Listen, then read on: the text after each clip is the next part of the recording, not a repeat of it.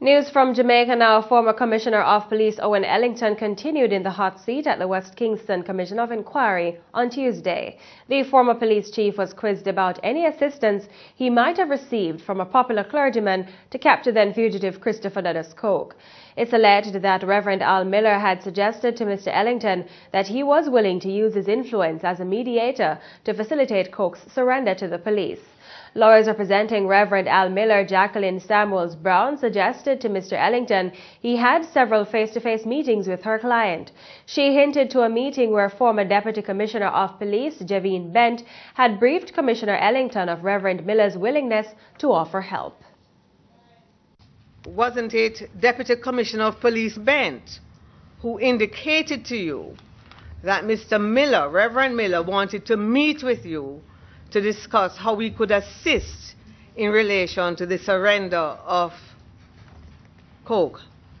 No, ma'am, and I had no idea whatsoever that Reverend Miller was in communication with Deputy Bent, if that was the case.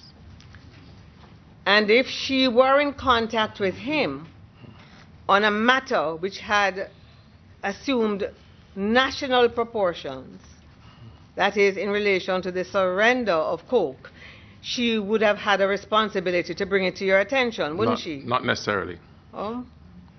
Not at the gold level, perhaps at the silver or the bronze? She could have fed it in to the gold command, and it could have come into the intel cell. I may have been made aware of it if it was something of value, but she did not make any direct communication with me about any meeting with Reverend Miller.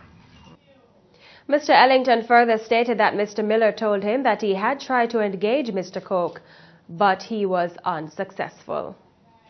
At this meeting on the Saturday, Reverend Miller told you of his continued efforts to have Coke surrender, and yourself and Reverend Miller discussed in some detail how this was to take place.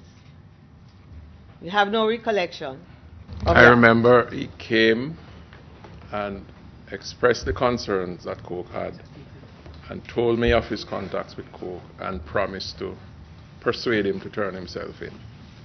I remember he came back to me a day or two after and told me he had met with Coke, but he was unsuccessful in getting him to turn himself in.